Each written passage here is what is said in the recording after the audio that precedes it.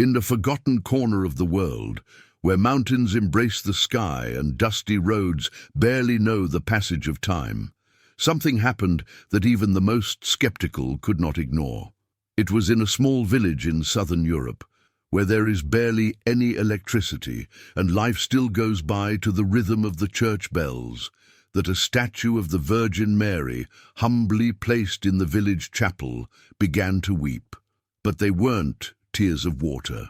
They were red, thick drops that slowly descended from her plaster eyes, forming furrows on her cheeks and falling to the ground like living drops of supplication. It was blood. It all began one ordinary morning, when an elderly woman from the village, Doña Carmela, approached the church as she did every day to pray the rosary. Looking at the face of the image, she noticed something strange. The red color contrasted with the white of the sculpture. She thought it was a shadow, or perhaps a child playing with paint, but as she got closer, the metallic smell and the thick sheen of the substance stopped her. She fell to her knees and screamed. Within an hour, the entire village was there, some crying, others filming with their cell phones, all with their hearts agitated by something they couldn't explain. The ecclesiastical authorities were notified. Sacred art experts analyzed the image. They confirmed that no artificial or mechanical source could have generated this phenomenon. The blood was human, type AB, the same type that appears on the Shroud of Turin, according to scientific studies. The news crossed borders, but the mainstream media ignored it or reduced it to an inexplicable anomaly. Despite the official silence, the faithful began to make the pilgrimage. Some arrived with incurable illnesses and returned with testimonies of healing. Others confessed to having felt an inner calling upon seeing Mary's sorrowful face, as if her tearful eyes were pleading with them for something urgent, an answer, an immediate conversion. One man confessed through tears, "I came with rage against the church, but seeing her weeping blood, I felt as if she were weeping for me, for everything I had done." But not everyone believed. Some mocked. Others said it was a setup. A television channel attempted to discredit the incident by showing cases of fraud in other parts of the world. However, no one could explain how that image, without any conduits or devices, continued to weep blood again and again. Every time the people gathered in intense prayer, it was as if something from heaven manifested itself only to those who believed. The local priest, a man in his 70s, said in his homily, "Children, don't you realize? Our mother doesn't come to make a spectacle of herself. She weeps because she sees what we don't want to see, a world moving away from God, a humanity destroying itself, souls unknowingly lost." And then, quoting the gospel, he added, "If you don't listen, the stones will speak." And today, a lifeless image is crying out to us with tears of blood. From that day on, many in the village changed their lives. Young people began to pray, marriages were reconciled, and confessions increased. But the Virgin Mary no longer wept, as if she only wanted to leave a mark, a silent warning that each person had to interpret in their hearts. The event was documented, photographed, and recorded. And although few speak of it today, those who lived through it have not forgotten it. Sometimes, when evening falls and the bells ring, Doña Carmela sits on the pew in front of the chapel and whispers, "She came to warn us." But most people didn't want to listen. And then an inevitable question arises, which pierces the soul like a sword. What would you do if the Mother of God stood before you weeping blood and asked you to change your life? Would you listen or carry on as if nothing had happened? Leave it in the comments. If you had been in that village that day, what would you have done? Do you think Mary is still speaking to us through signs like this? Share your answer. And if this testimony touched your heart, send it to someone who needs an awakening. In 1985, on a remote hill in Eastern Europe, a priest received from a nun a document that was not among the official texts. It was not sealed by the Vatican, but bore the signature of a bishop who had witnessed Marian phenomena in that region. The content was brief, just a few lines written in faded blue ink, but what was stated therein challenged the limits of theological prudence and aroused a profound spiritual concern. The sun will pause for seconds in the sky, and when it does, you will know the veil has been torn. Then time will begin to be counted again, not in years, but in acts of conversion. These words were not part of the message spread to the world. They did not appear in devotional pamphlets or repeat them in homilies. But for those who knew the visionary, a young woman with a serene face who, according to witnesses, entered into ecstasies with superhuman ease, this fragment represented the true core of the message the Virgin wished to convey. The apparition had been recognized as authentic by the local bishop. Despite the simplicity of the place, a parish with grey walls and dirt roads, thousands of pilgrims came each year seeking comfort, guidance, or miracles. But very few knew that, in one of her final visions, the Virgin Mary didn't speak of prayers or promises. She spoke of time, of a moment when history would stop and something she called the counting of hearts would begin. A direct witness to that apparition recounted that the Virgin Mary displayed an expression she had never seen before, not sadness nor joy, but a kind of contained urgency. It was as if heaven had waited a long time, and now there was only a breath left before everything changed, the woman said. The message referred to an astronomical phenomenon that has yet to be identified, an apparent standstill of the sun. It was not an eclipse or an optical illusion. According to the story, the Virgin indicated that this moment would mark a spiritual break, a kind of invisible boundary between two eras. The most disturbing aspect was not the sign itself, but what came next. A purification of the world based not on wars or physical punishments, but on the inner state of each soul. Maria said, "Many will see the light, but only those who have prayed will know how to interpret it." That phrase, repeated by the visionary on more than one occasion, was carefully written in a personal diary that was published decades later by her family. And it is precisely these kinds of phrases that make the message a warning more profound than any foretold catastrophe, because the signal wouldn't be spectacular to the outside world. It would be subtle, a slight change in the sky, an unusual stillness, a feeling that something invisible has just been removed. Perhaps that's why the message has gone unnoticed for so many years. Perhaps it's already happened, and we haven't noticed. Pause. Think. Was there a day when the sky seemed quieter? When you felt like something had changed, but you didn't know what? The prophecy goes on to say that after this sign, a time of definitive decisions will come. Each soul will be placed before its reflection, not in a mirror, but in the living light that proceeds from the heart of God. The message does not speak of physical punishment, but of a personal, intimate, profound judgment.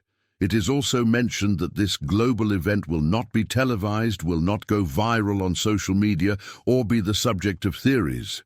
It will be experienced internally. Therefore, many will deny it even after experiencing it. Others, however, will awaken. Those who weep at the sight of their souls will be comforted. But those who laugh will not understand why the world has been taken from them. That was another of the phrases revealed by the visionary, who later entered into total seclusion. She never spoke to the press again. She spent her final days in perpetual prayer before the Blessed Sacrament. Her spiritual diary, discovered after her death, confirms that she knew not everyone would accept the message. But then, why did Mary hand him over? Perhaps because he knew that a small remnant, a minority of attentive hearts would take him seriously, and that would be enough to halt, at least temporarily, the approaching great night. We're used to looking for noisy, visible, irrefutable signals, but the hidden message reveals to us that the most important things will manifest themselves in silence, in the invisible, in what cannot be photographed. And if that moment has already occurred, if the sky has already stopped, even for an imperceptible second, are we now living in a time of decisions? Is this the period in which everything is being defined without us even noticing? The Virgin didn't say when it would happen. She only said, "It will be in a generation that doesn't hear, but will see." Maybe we are seeing it now, and we don't know how to interpret it. And you? Do you think this sign has already occurred and no one noticed? Write below if you've ever felt like time stood still and God was silently speaking. Your testimony may awaken someone else. Mountains tremble, seas retreat furiously, the sun darkens without explanation, and the earth seems to convulse as if alive. In recent years, these natural phenomena have multiplied with disturbing frequency, baffling scientists and leaving millions of people homeless, without solace, without answers. But there is an invisible thread that unites these tragedies with something many refuse to see: the tears of the Virgin Mary. For more than a century, in different parts of the world, the Virgin has appeared, warning of what would come if the world did not turn its heart to God. At La Salette in 1846, she spoke in words that now seem an echo of our present. Nature cries out for vengeance against man and trembles with terror at what must happen. Few took that message seriously then. Today, as the earth shakes and the sky displays signs that astonish even the most skeptical, her words resonate with a new and terrifying meaning. In 2011, following the 9.0 magnitude earthquake in Japan and the subsequent tsunami that caused the Fukushima tragedy, a small Marian image in Sendai began to weep.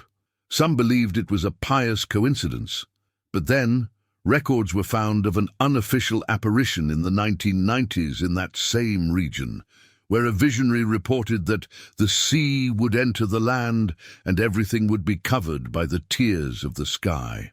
No one listened, but the tears of that image, broadcast on Japanese television, raised a disturbing question. Had the Virgin Mary tried to warn? In 2017, in Central America, a series of earthquakes left entire cities in ruins. Shortly before, in a rural community in El Salvador, neighbors claimed to have seen an image of the Virgin Mary, weeping red tears. Skeptics blamed humidity or a trick of the light. But an elderly woman from the community recounted before local cameras, "The night before the earthquake, I felt the earth breathing differently, as if it were about to cry out." That strange phrase connects with what St. Paul wrote in the letter to the Romans: "The whole creation groans in the pains of childbirth," Rom 8:22. Solar eclipses, for centuries interpreted as signs from heaven, have also multiplied with prophetic intensity. In 2024, a total eclipse crossed North America. In many cities, silence filled the streets like an apocalyptic pause. In a cloistered monastery in Texas, a Marian image wept for hours that same afternoon. The nuns remained silent out of respect, but days later allowed a photo to circulate. Observing it, some theologians noted that the weeping coincided exactly with the path of the eclipse, as if the Virgin were weeping for a specific strip of land. And this is nothing new. At Fatima in 1917, when Our Lady announced that if the world did not convert, a great unknown light would come as a warning, she was probably referring to the 1938 Northern Lights, which covered all of Europe like a burning sky. That light was followed months later by the outbreak of World War II. Aren't we now seeing similar signs?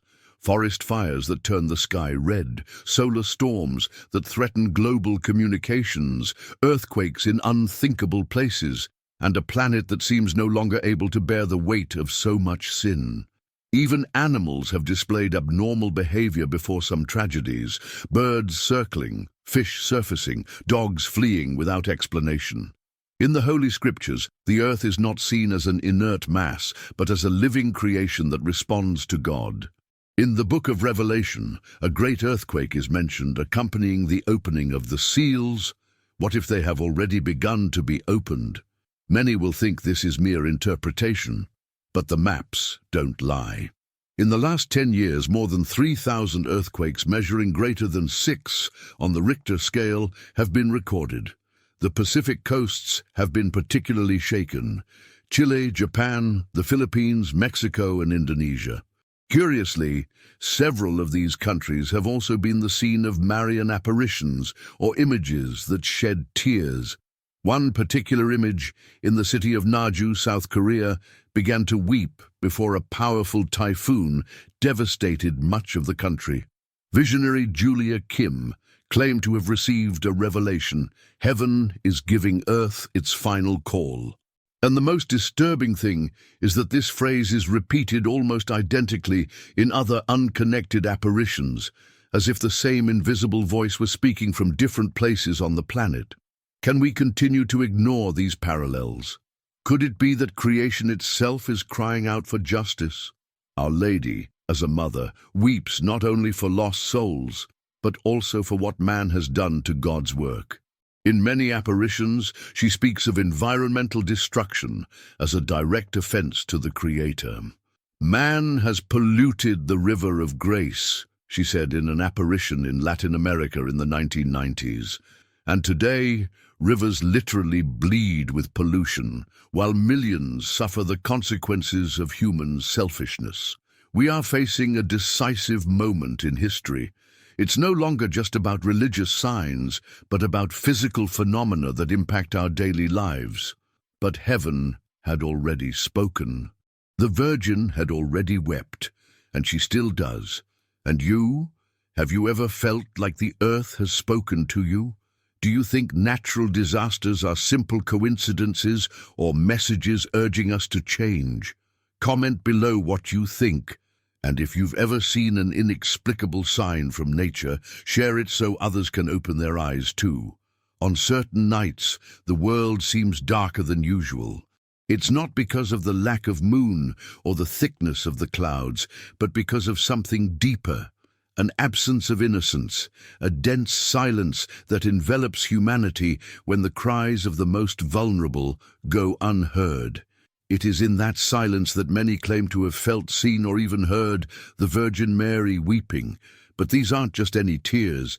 They are tears that have a name, a face, and a story that cries out for justice, that of children. Since the earliest Marian records, Mary has appeared in times of crisis, warning, interceding, and in some cases, pleading. However, there is a dramatic thread that connects many of these apparitions: her sorrow for the innocent. Not only for sick or needy children, but for those who will never see the light of the world, those used as commodities, and those who grow up without knowing God.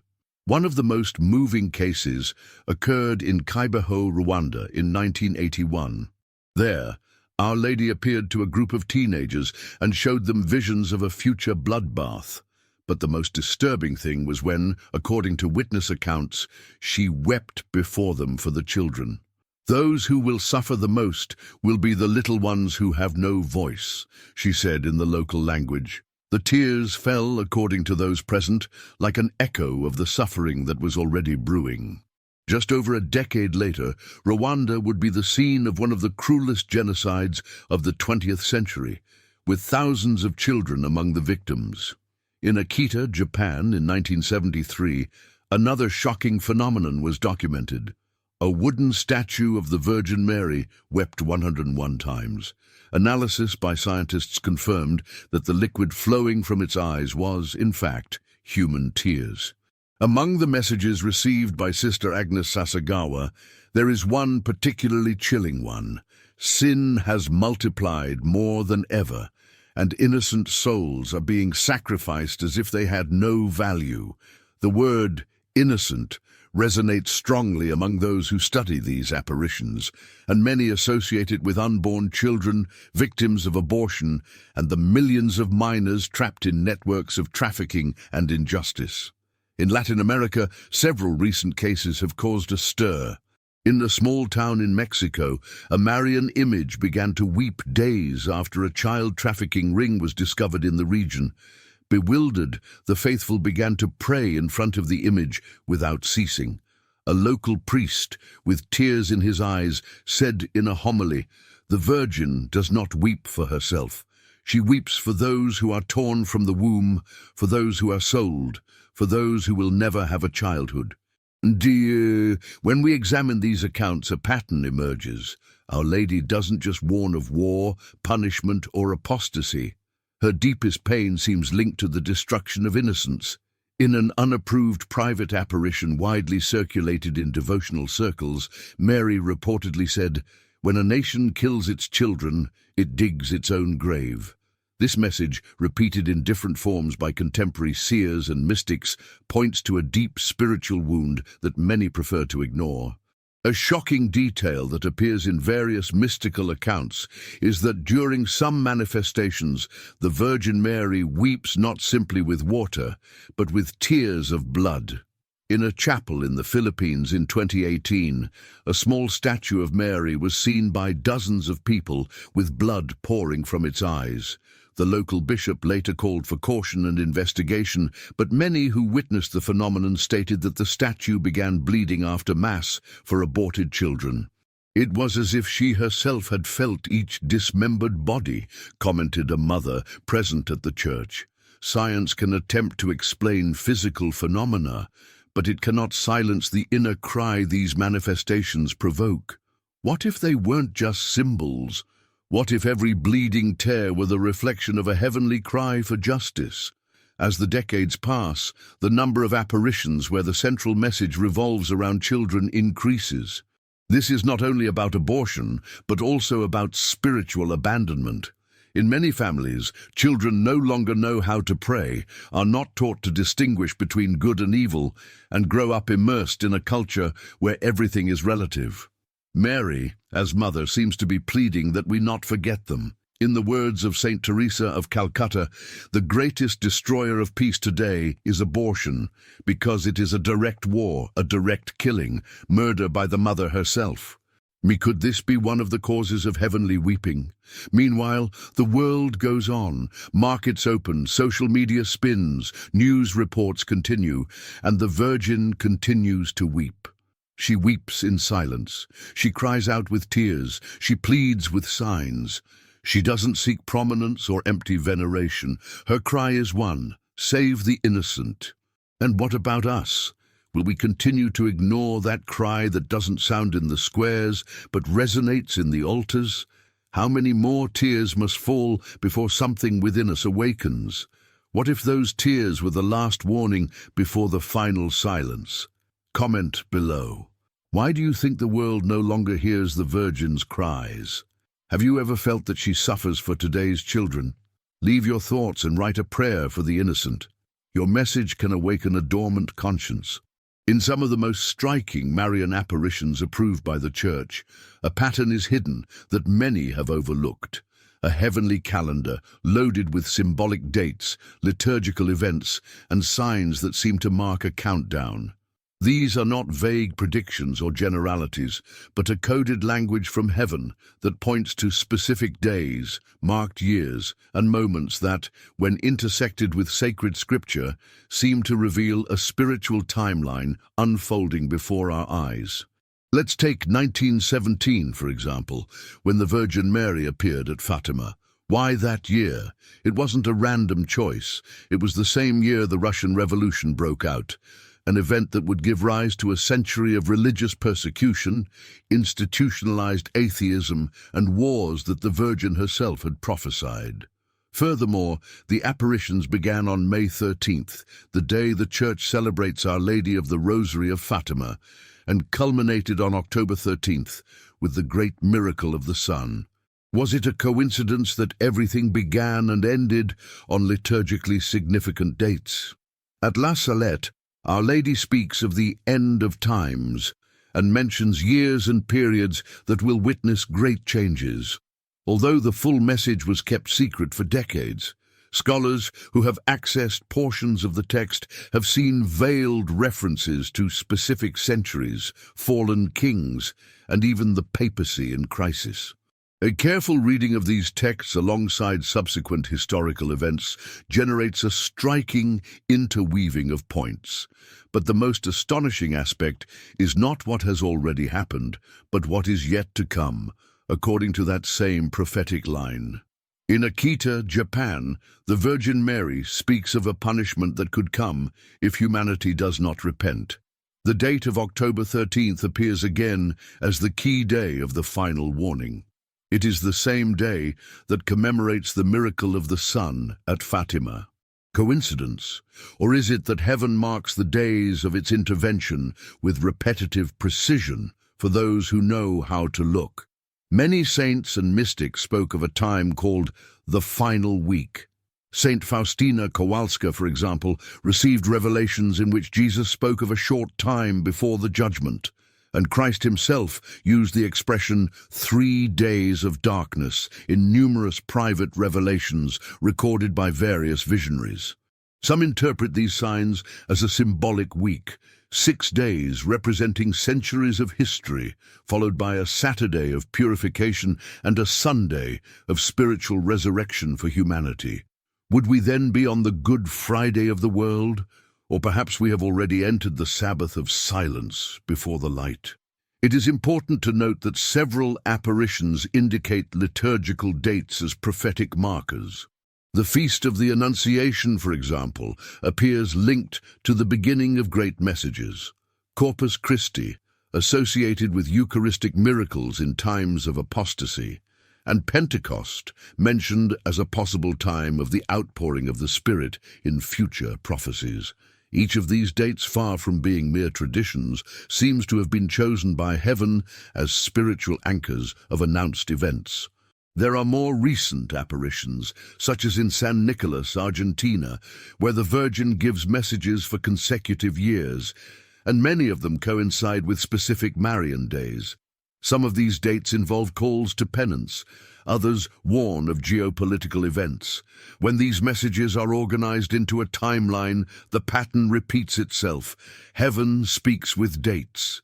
The Apocalypse also mentions temporal cycles: a time, 2 times, and half a time, 42 months, 1,260 days. These numbers are not arbitrary. They have echoes in the Jewish calendar and in Israel's sacred festivals. For example, the 1,260 days are exactly 3.5 years, the time attributed to the Great Tribulation.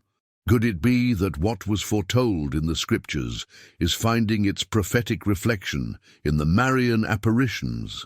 Even the election of popes seems to follow a rhythm.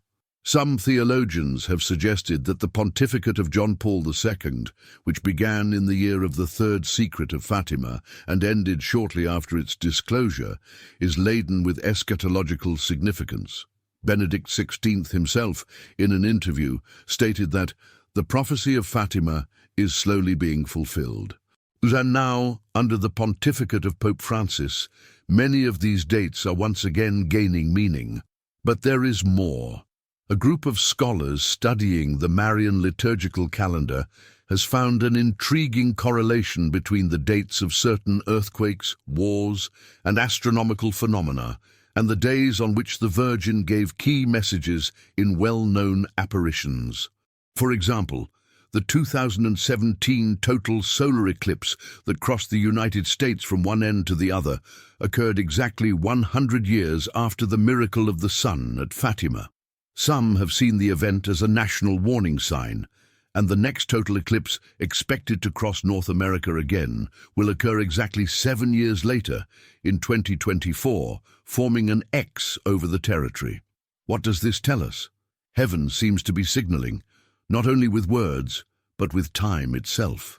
It calls us to pay attention to what is happening not only on high, but also on the calendar. Just as the wise men of the East told us the signs of Christ's birth, today we, the humble and attentive, can find in dates, festivals, and spiritual cycles the signs of his return. And you? Have you ever felt that a specific day held a special spiritual weight? What date has marked your life? Do you believe we are living within God's calendar? Comment below if you have ever felt heaven spoke to you through a date, a number, or a sacred time. Your story may awaken others. When Mary weeps, she doesn't only weep for the secular world. There are tears that fall from within, from altars to pulpits, and those are the bitterest. They are tears for a church that is fracturing, for pastors who have forgotten the shepherd, for temples that still seem sacred on the outside but have lost the light within. In many apparitions recognized by the church and in messages that are still being discerned, the Virgin has not remained silent in the face of the internal evils that corrode her Son from within. At La Salette, a village in France where Mary appeared to two humble children in 1846, the warning was clear. The priests, ministers of my Son, by their corrupt lives, by their irreverence at the altar, by their lack of prayer, have turned the house of God into a cesspool of impurities. These words were not born of anger but of pain. Our Lady did not speak as a judge, but as a wounded mother. She saw something coming that few wanted to acknowledge. Apostasy would begin from within. The church would suffer not only from external persecution, but from a painful internal purification. In the apparition in Akita, Japan, recognized by the local bishop as authentic, Mary was even more explicit. In 1973, she told Sister Agnes Sasagawa, "The work of the devil will infiltrate even the church in such a way that you will see cardinals opposing cardinals, bishops against bishops, churches and altars looted. The division would not simply be based on theological opinion, it would be internal warfare. And like all wars, it would leave wounded people, silences, scandals, and confused souls." These tears were not prophecies of the end of the world, but rather the beginning of a purification that would have to begin within the clergy. Medjugorje, although still under study by the Holy See, has been a source of conversion for millions. There, according to the visionaries, Our Lady repeatedly urged us to pray for priests. "They are the most attacked by the enemy," she says. And why? Because if the shepherd falls, the sheep scatter. If the truth is silenced at the altar, confusion reigns in the pews. And if a consecrated heart grows cold, an entire people risks spiritual freezing. Sexual scandals, abuses of power, ideologies contrary to the gospel that infiltrate homilies, all of this has torn Mary's heart apart.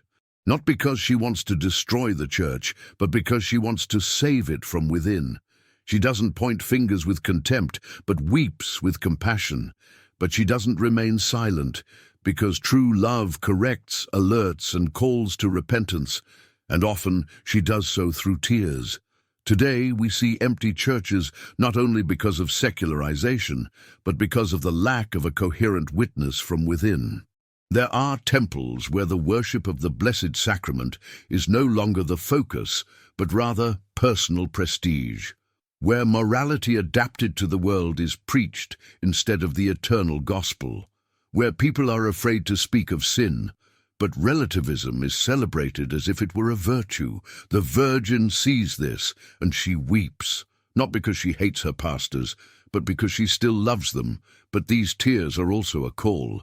Mary doesn't speak only to denounce, she speaks so that we may return, so that we may intercede for our priests, fast for our bishops, and keep vigil with the rosary in our hands. The purification that comes will not be only external, it will come from within, and that is the most painful aspect, but also the most hopeful. Because as with all pruning, even when it is cut, it also prepares the ground for new fruit. Mary's most painful messages have not been against God's declared enemies, but against his lukewarm friends. And that should make us tremble, because often those who dishonor Christ the most are not those who deny him, but those who misrepresent him. But if those tears still fall, it is because the time of grace has not yet closed. The time of conversion is still open. The question is, who will have the courage to respond? When a mother cries for her sick child, she doesn't abandon him. She watches over him. She cares for him. She calls him with tenderness and firmness. This is Mary with her church. She is not the mother who condemns, but the mother who intercedes, who begs the Father for one more chance. But she is also the mother who tells us the truth, even if it hurts. Because if we don't recognize the wound, we will never seek healing. If you've made it this far, it's because something in your heart compels you to remain indifferent. I invite you to leave a like and subscribe to the channel if you feel this message should reach more people. Every share counts, so more souls can discover what heaven is trying to tell us. And now, I leave you with this question for you to comment below. Have you ever wept for your church? What do you think we should do as faithful when we see that so many pastors have failed? Your comment may awaken others. When a mother cries, something breaks in the souls of her children. But when that mother is the Virgin Mary and her tears are not of water, but of blood, then it is not just pain, it is judgment, it is warning, it is a divine cry. For decades in different corners of the world, statues of the Virgin have begun to weep. Some tears were crystalline, others thick and oily. But in several cases, especially the most shocking, what flowed from her eyes was blood. This phenomenon, which defies all natural logic, has been documented with videos, scientific samples, and even ecclesiastical recognitions. But what is truly shocking is not the physical fact, but the spiritual message that accompanies it. Mary is desperate, crying out for a world hurtling toward the abyss. One of the most shocking cases occurred in Civitavecchia, Italy, in 1995. A small statue of the Virgin Mary, brought from Medjugorje, began weeping blood before dozens of witnesses, including priests and civil authorities. Subsequent analysis confirmed that the blood was human, of the male type, consistent with that of Jesus. The statue wept 13 times, and each time seemed to react to a relevant world or spiritual event: wars, attacks, public blasphemies. The then local bishop, Monsignor Grillo, initially skeptical, became a defender of the phenomenon after personally witnessing the weeping.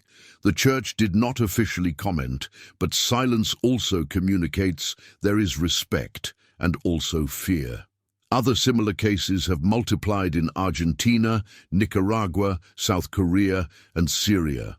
In all, the bloody tears were accompanied by mystical messages, children's dreams, sudden conversions, and also anomalous natural phenomena. In a recent unofficial apparition, the Virgin was reported to have said, "When my face is stained with blood, it is because the innocent can no longer cry out. I cry out for them." This link between tears of blood and violence against the innocent, children, persecuted Christians, victims of war, is repeated with alarming insistence. Each tear seems to have a name, a date, and a reason. In biblical symbolism, blood represents life, but also sacrifice and atonement. The book of Revelation describes visions in which martyrs cry out beneath the heavenly altar, demanding justice, while the sky turns red. Mary, as mother of the church and of humanity, is shown to be associated with this painful intercession. She doesn't just observe, she participates, weeps with them, and pleads with the Father. But when these pleas aren't enough, her weeping transforms into a warning, as at La Salette, where she said that if the world didn't convert, punishments worse than the flood would come. As in Akita, Japan, where the wooden image wept more than 100 times, and the message was clear: fire will fall from heaven if there is no repentance. These prophecies don't seek to instill unnecessary terror, but rather to provoke profound change. The mother's despair is not for herself, but for her children who are lost. It is love taken to the extreme, the silent cry of one who has exhausted all resources, and now all that remains is to weep blood. After 2,000 characters, I invite you to like this video. If this revelation is touching your heart, subscribe so you don't miss any messages heaven is sending. We are entering serious times, and Our Lady is speaking to us in an increasingly direct way. In several recent accounts, visionaries have described visions of the Virgin Mary weeping in front of destroyed altars, burned churches, battlefields, and even empty schools. She appears surrounded not by glory, but by smoke, fire, and ruins. In one of the most harrowing accounts from an Italian nun, Mary appeared dressed in red, her eyes swollen from crying, and said, "If I weep blood, it is because the blood that will be shed can still be stopped." The phenomena have also been accompanied by physical signs: tremors at the feet of the images, supernatural aromas, inexplicable changes in the weight of the statues, even the blinking of eyes in rigid images. Everything seems designed for a single mission: to awaken a sleeping world. The message is repeated: conversion, prayer, penance, protection of the innocent, fidelity to the gospel. There is no novelty in the background, but there is urgency.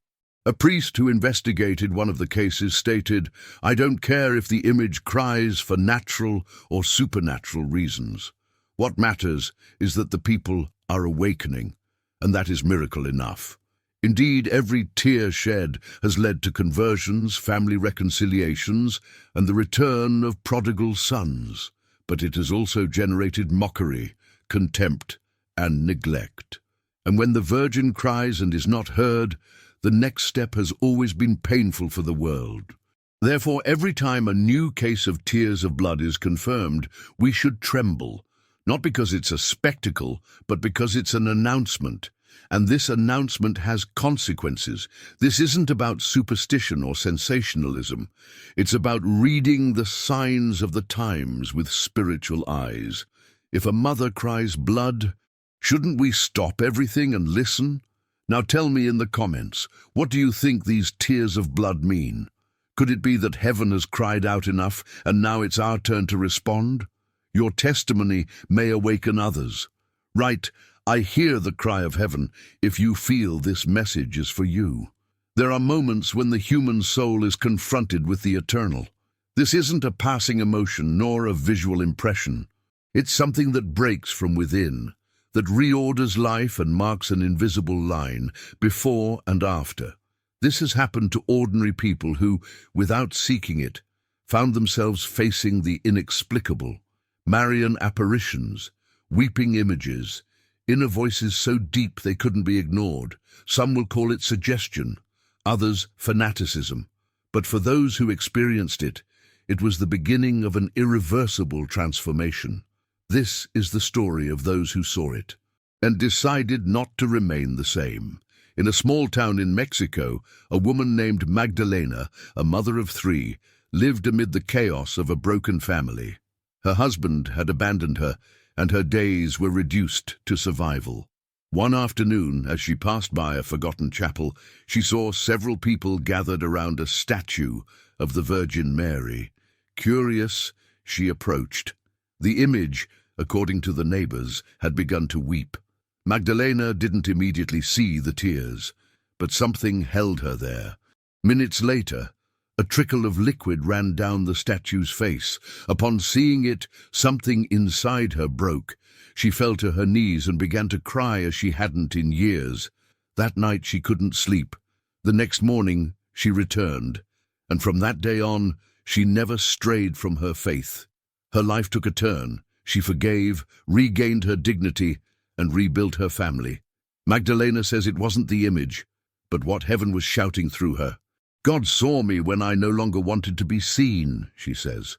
In Italy, a young man named Francesco recounted experiencing a radical conversion after visiting a church where a Marian image had shed blood a decade earlier. He wasn't a believer, but he accompanied his ailing grandmother. While she prayed, he felt invaded by a supernatural silence. Gazing into the face of the Virgin, he had the distinct impression that she was looking back at him.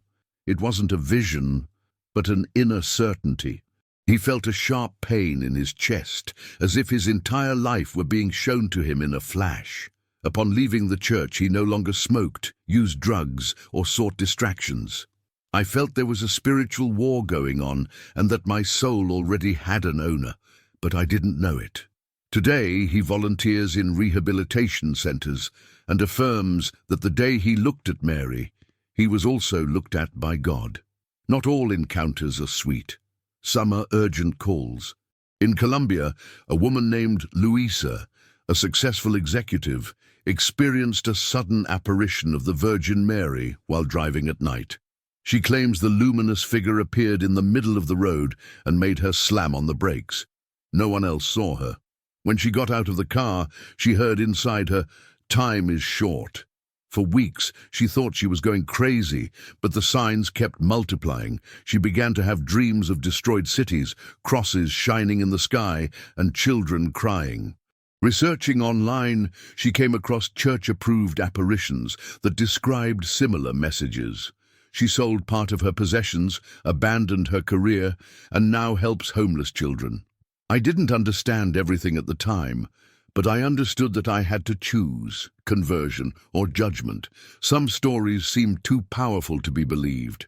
Like that of Pedro, a former Portuguese soldier who, after witnessing the weeping of an image of Mary in an abandoned church, confessed to war crimes he had hidden for more than 20 years. No one demanded it. No one accused him. But he said that in that tear he saw the judgment awaiting his soul. He surrendered to the authorities, sought confession, and spent the last years of his life in peace. It wasn't fear of punishment. It was shame in the face of so much mercy, he wrote before his death. In northern Argentina, a skeptical young university student named Camila visited a Marian shrine to accompany a friend. While looking at the image, she noticed an intense scent of roses. There were no flowers around. She thought it was her imagination, until someone else asked if they felt it too. That same day, her eyes began to water for no reason. That night, while looking at an old Bible she found at her grandmother's house, her eyes fell on an underlined phrase, "Today I place before you life and death. Choose life." Camilla says she doesn't know why, but she understood that there was a battle for her soul. Today she is a committed catechist. The Virgin didn't come to scare me. She came to wake me up. These stories are not unique. They are repeated in various parts of the world. In South Korea, a 10-year-old boy stopped speaking for months after seeing a statue of Mary weeping blood. Years later, when he spoke, he said that she showed him what happens when the world doesn't listen. In Brazil, a group of prisoners were converted after seeing a weeping Marian image inside a cell. One of them wrote, "No one here cries for us, but she does." The pattern repeats itself: tears, presences, inner words, and then decisions. Some people carry on as if nothing happened. Others feel they can never be the same again. It's as if heaven is offering a final choice, conversion or judgment, light or darkness. There won't always be another sign. There won't always be another call. And you who are listening to this now, are you just watching a video? Or are you being invited to choose too? Do you know someone who changed their life after a spiritual experience? Share it in the comments and leave a note. I too choose life. The wind blew strongly that day. The sky, previously clear, was covered with dark clouds, as if the entire creation felt an invisible weight, a premonition. It was October 13th, a date many associate with the miracle of the sun at Fatima. But that year, in another corner of the world, a Marian image began to weep. The tears, at first transparent, turned red as blood. There was no logical explanation. The scientists who analyzed the phenomenon remained silent, and the faithful knelt. This was not a spectacle, nor superstition. It was a warning. From Lourdes to Akita, from La Salette to Medjugorje, the same message echoes like an eternal echo. If the world does not repent, a purification will come. But what does that really mean? Hasn't there already been enough suffering? Aren't we already experiencing unprecedented wars, epidemics, divisions, famine, and natural disasters? Marian apparitions do not seek to instill gratuitous fear. On the contrary, they weep precisely because there is still hope, but it is fading. Our Lady of Akita said it clearly: fire will fall from heaven and annihilate a large part of humanity. And later she adds, the only weapon left to you will be the rosary and the sign left by my son. This phrase, though terrifying, is profoundly revealing. It is not just a warning of punishment, but a final offer of salvation. Punishment is not God's desire, but the natural consequence of a humanity that has broken the covenant, that has emptied the temples and filled the screens with impure images, that has legalized sin and ridiculed virtue. At La Salette, Mary was even more direct. Rome will lose the faith and become the seat of the Antichrist. What seemed like an exaggeration becomes more plausible when we see how doctrinal confusion has taken hold even within the highest ecclesiastical spheres. Apostasy, the open denial of revealed truth, is no longer hidden. Today it is promoted under the guise of compassion and progress. And when the message is rejected even within the church, what follows is God's silence. Silence. That is the most terrifying sound. There are no more tears, there are no more apparitions, only a profound absence, like that which precedes judgment. Because before the day of the Lord, the time will come when no more prophecies or warnings will be heard. It will be like the days of Noah. They will eat, drink, marry, until the flood comes. Mary's tears, then, will have ceased, not out of indifference, but because her time will have ended. In some lesser-known messages, Mary quotes Jesus' words, "They will not see me again until they say, 'Blessed are you who come in the name of the Lord.'" This phrase, taken from Matthew 23:39, was spoken when Jesus wept over Jerusalem. It is a prophetic key. It means that the world will only recognize the truth when it is too late, when judgment comes, when God's silence is broken by the sound of the trumpets of the apocalypse. The visionaries of Garabandal also spoke of three great events: the warning, the miracle, and the punishment.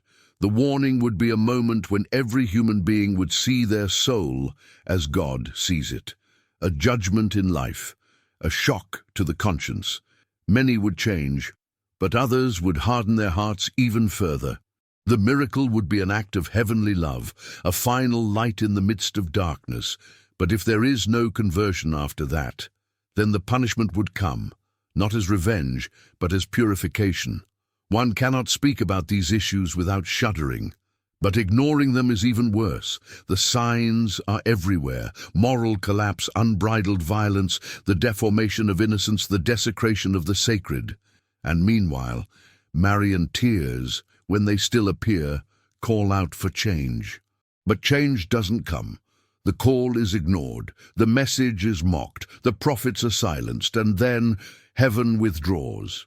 In a little-known apparition, Mary said, "The day will come when my presence will be withdrawn, and many will realize too late that I was the last bridge." These words resonate with a mixture of tenderness and sorrow. It is not a threat, it is a plea. It is the lament of a mother who has given everything, who has interceded, pleaded, wept blood, who has warned with love, but who also knows that the time of mercy has a limit, and that limit may be closer than we imagine. The world is being tested, and in the midst of the trials some awaken, but the majority remains asleep. Only when the roar of purification resonates across the continents will they realize it wasn't a mystical exaggeration, nor mass hysteria. It was heaven crying out for the last time. What will happen if we don't listen? The punishment will not only be physical, but also spiritual: confusion, inner darkness, loss of faith. Jesus asked, "When the Son of Man returns, will he find faith on earth?" That is the defining question of this time. And now a question for you. Do you think we still have time? Comment below if you feel these warnings are speaking directly to you. What do you think the words, "You will see me no more," mean in this time? Your comment may awaken someone else. For centuries, Marian apparitions have delivered messages to humanity, urgent calls to conversion, prayer, and repentance. However, among all these messages, there is one that stands out for its universal and definitive nature: the promise of a visible sign sent by God through Mary that everyone on earth will be able to see. This sign will not be symbolic or reserved for a privileged few. It will be a heavenly manifestation that will mark a before and after. and according to several prophecies, that day is approaching. In Garabandal, a small town in Spain, the Virgin Mary announced a series of prophetic events to 4 visionary girls: a warning, a miracle, and a punishment. Among them, the promise of a great miracle visible in the sky stands out, which will occur on a Thursday between March 8 and 16 in a year yet to be revealed. This sign will be permanent and can be seen, filmed, and photographed, but not touched. It will be direct proof of the authenticity of the apparitions and the call to repentance. According to Conchita, one of the visionaries, the miracle will occur after a great warning, which will shake the entire world. In Medjugorje, another epicenter of Marian apparitions, visionaries have also received messages about visible signs. Our Lady entrusted them with 10 secrets, including a sign that will remain on the hill of apparitions. The visionaries have declared that it will be a beautiful, indestructible sign of supernatural origin. It will be given so that humanity will believe. But they have also warned that for many, this sign will come too late. It will be a final call, which some will receive with tears of joy and others with despair. At La Salette in 1846, Our Lady wept as she spoke of a punishment that would come if the world did not convert. She described a time of apostasy, wars, and natural disasters. She added that, when all seems lost, a light will shine from on high. Although she was not precise, her prophetic language coincides with other apparitions announcing a divine sign for the end times. In her message, one word is repeated: preparation. This is not an isolated event. The Holy Scriptures also announce signs in the heavens. In the Gospel of Luke, Jesus declares, "There will be signs in the sun, the moon, and the stars, and on the earth distress among nations." Luke 21:25. This prophetic promise is not merely symbolic. It is imbued with an eschatological dimension. God will speak to the world with cosmic signs, and his voice will be irresistible. The visionaries and saints have anticipated this pivotal day. St. Pio of Pietrelcina spoke of a time when darkness will cover the earth and a cross will appear in the sky. St. Faustina Kowalska, in her diary, wrote that before the day of justice, a light will be given in heaven, and every soul will see its state before God. It will be the warning of which so many mystics spoke, an illumination of universal conscience. The soul will be confronted with its truth. There will be no more excuses. There will be no more time. These testimonies converge on a common point. A date not yet revealed will mark the beginning of an irreversible change. A key day. Some will await it with an open heart, knowing it is the fulfillment of a promise. Others will face it with fear, unprepared, because the sign will be both a gift and a judgment. It will come not to astonish, but to awaken. Heaven doesn't improvise. Every tear of Mary, every message in her apparitions, every silence of hers in recent times points to that moment. And if so many Marian images have wept in recent decades, isn't it because the time of the promised sign is approaching? Could it be that we are living on the eve of that prophesied day? In various parts of the world, people have seen mysterious lights in the sky, luminous crosses, and inexplicable phenomena on the sun. Some dismiss them as optical illusions or atmospheric phenomena. But others, with humble hearts, ask, could this be part of the prelude? Could these be the signs that anticipate what the Virgin Mary announced? Today, the world experiences a strange mix of spiritual indifference and hunger for meaning. Multitudes seek answers, while others scoff at all warnings, but the message remains: a sign will be given, and that sign will not depend on our faith. It will appear. It will fulfill what was announced. And every person on earth will know that something supernatural has happened. It's no coincidence that many apparitions insist on the same formula: prayer, fasting, confession, conversion. These are practical, almost urgent instructions for preparing for the spiritual impact of the sign. Because when it manifests, there will be no way to remain neutral. It will be a moment of decision, of revelation, of a stirring of the soul. And if today seems distant to us, it is because God's mercy still gives us time.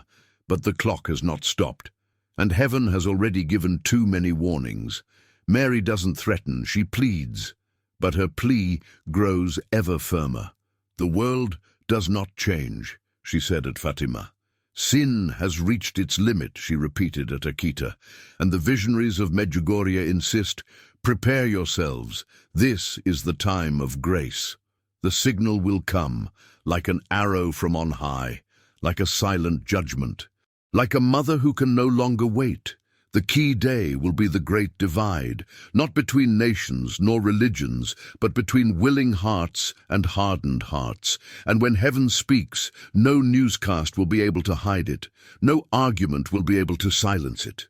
It will be the truth falling upon the earth like an invisible fire. And you? Have you thought about that moment?